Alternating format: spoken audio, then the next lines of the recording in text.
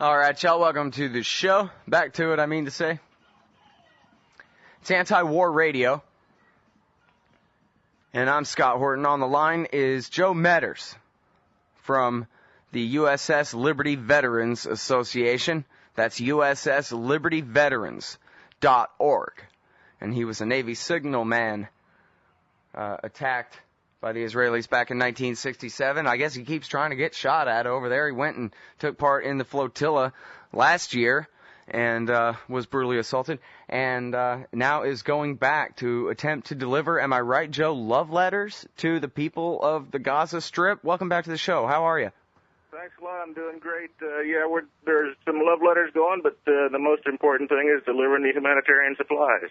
Okay, I guess that's what I get for reading the New York Times for my news. They didn't mention what else is going. What else is going? Well, if it's anything like last year, it was building supplies, medical supplies. We had some small water-making plants, and food and things like that. All right, now, what's the big deal about people getting on a boat and delivering things to other people? Boats trade things all over the world all day, every day. What's so special about this case? Don't ask me. It's the Israelis just don't want the U.S. or anybody else to deliver supplies to Gaza by sea. They've got something about not supplying Gaza with anything that they don't want them to have. And now, so in doing this, I know you're not, I was kind of joking in the intro there, I know you're certainly not trying to get shot at again by the Israeli Air Force or whoever they send after you. You're trying to get these supplies to them, but, do you expect that they'll just seize your boats again and turn you away, or is the goal here is to try to build up enough publicity where they're basically forced by, global politics to go ahead and let y'all in, or how's this supposed to work? The object is to get the supplies to Gaza and by doing so break the siege. What the Israelis should do, they express concerns about their interest in preventing armaments to being delivered to some terrorist people in Gaza. That the way they should do that is to let the boats in and then look at them and investigate them when they're offloading, instead of just taking all of the supplies and going to Ashdod and not delivering any of the supplies to the Gaza Strip.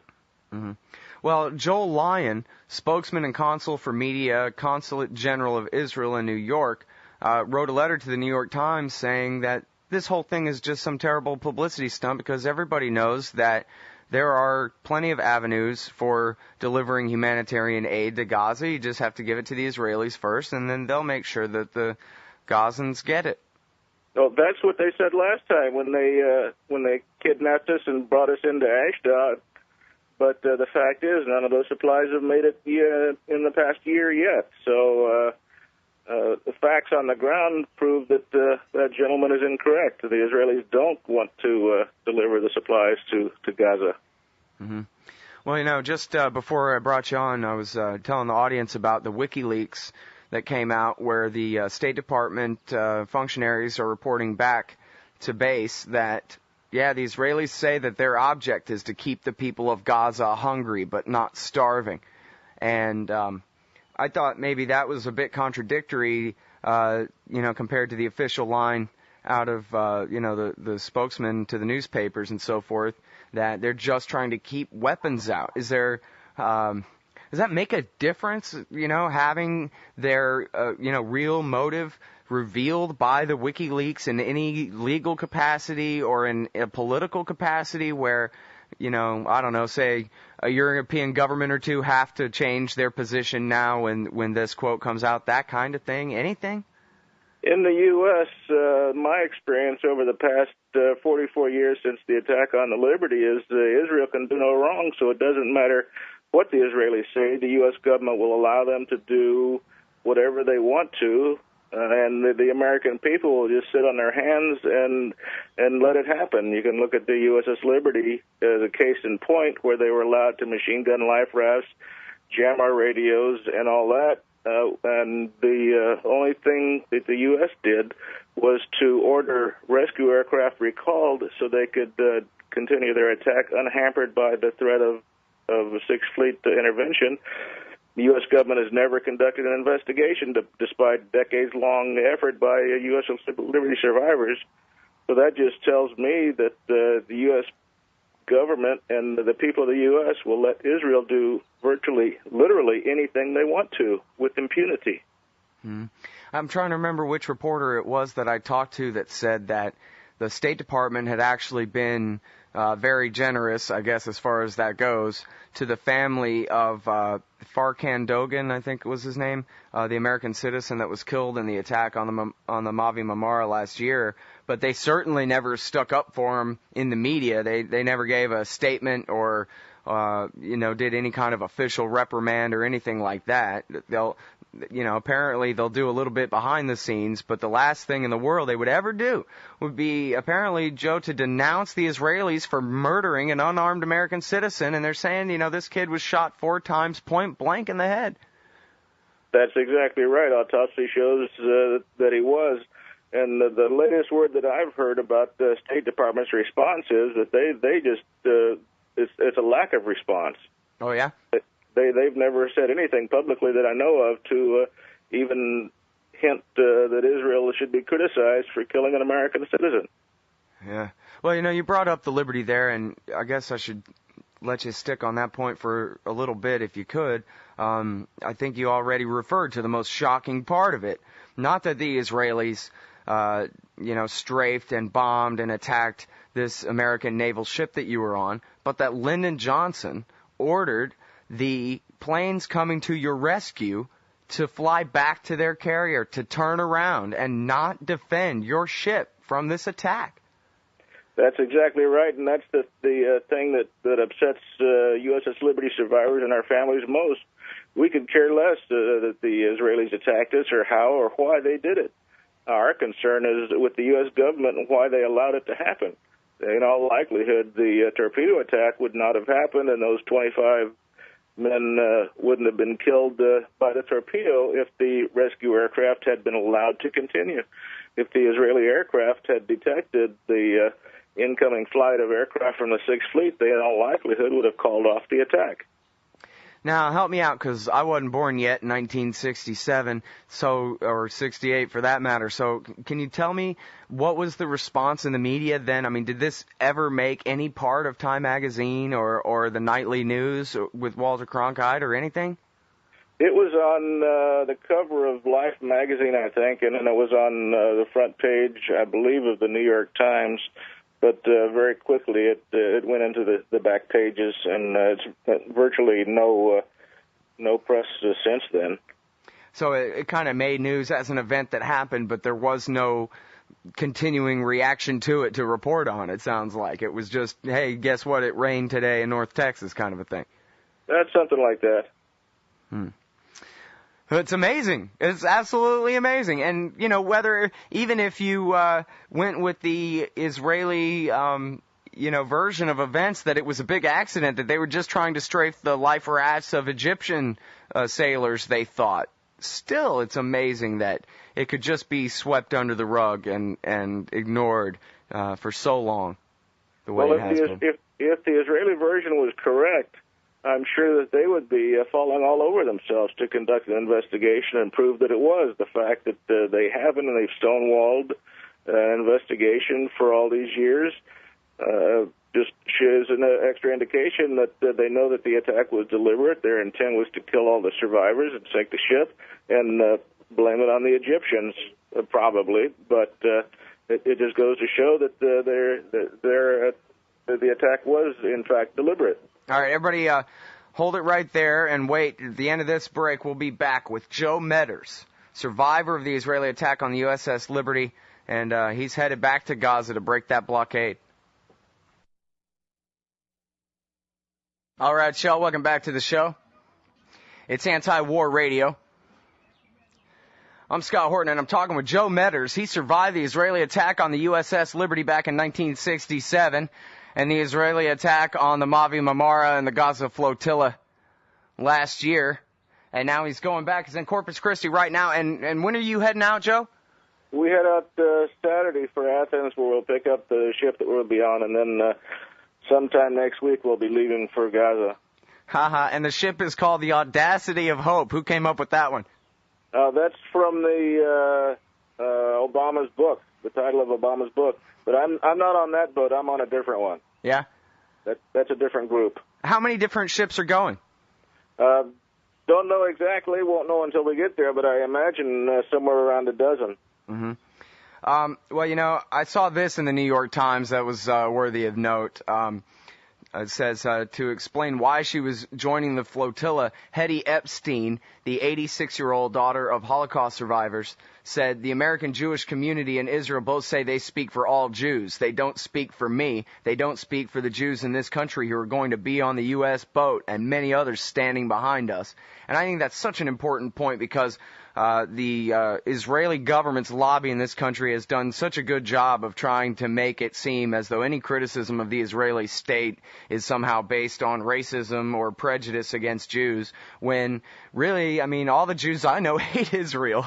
You know what I mean?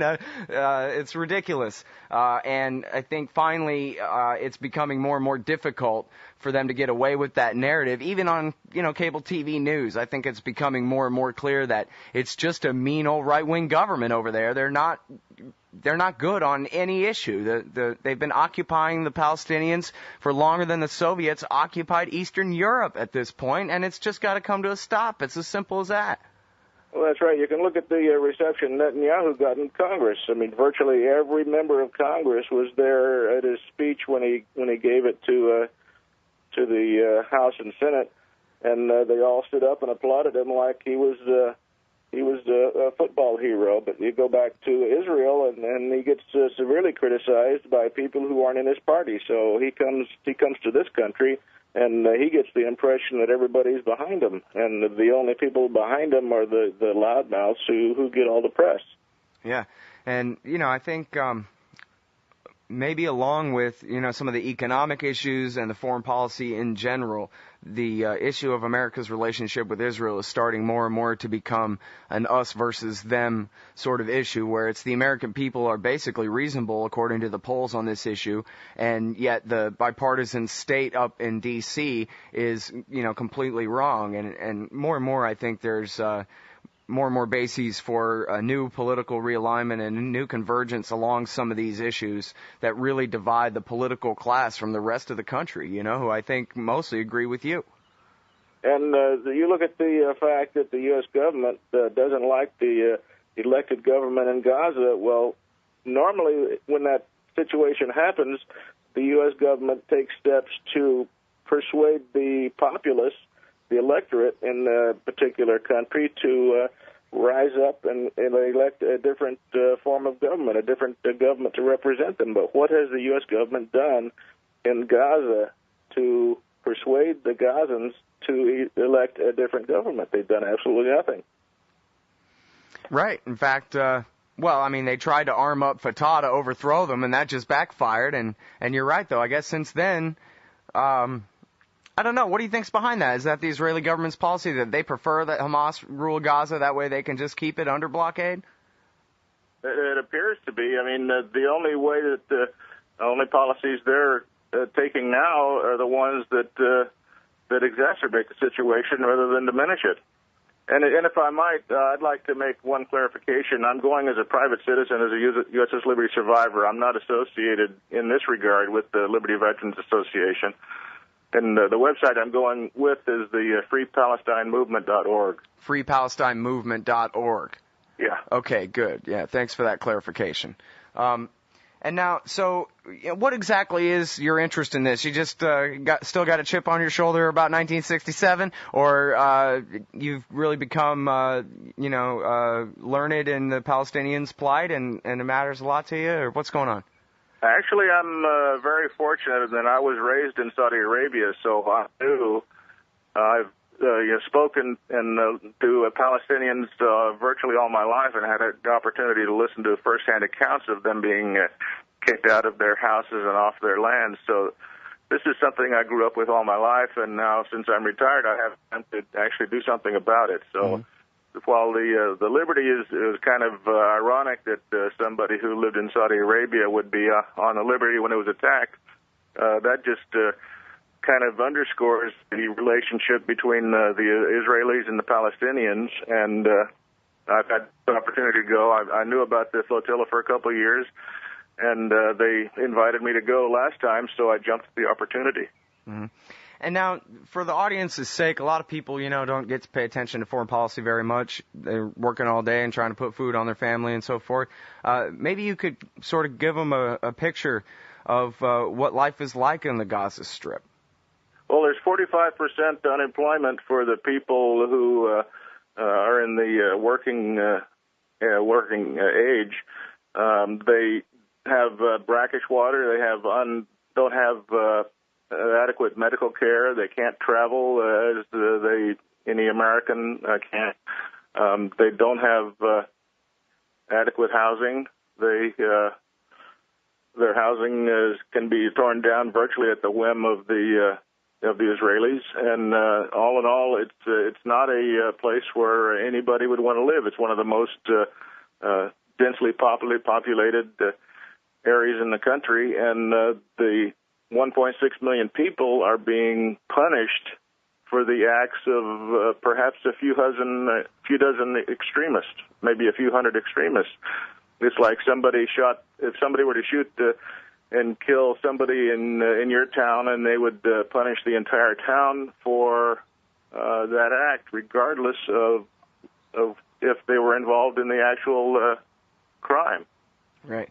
And again, here we are after not just the quote from Ehud Olmert's right-hand man a few years back, but even after the State Department cables have been revealed that prove, in their own words, the Israelis say that they're trying to keep the people, that is, the men, the women, the children, the elderly of Gaza, quote, hungry. This is not about keeping weapons out.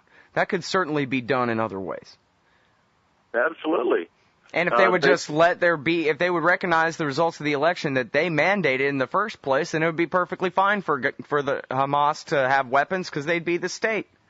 And if they don't like it, encourage them to change. Yeah. All right, well, listen, I'm sorry we're all out of time, but I really appreciate your time. Best of luck to you. Take good care of Ray McGovern for me while you're over there, too. We need everybody back safe. Thanks a lot. Good luck, Joe. That's Joe Meadors, everybody. Survived the attack on Liberty. He's bringing food to the Gazans.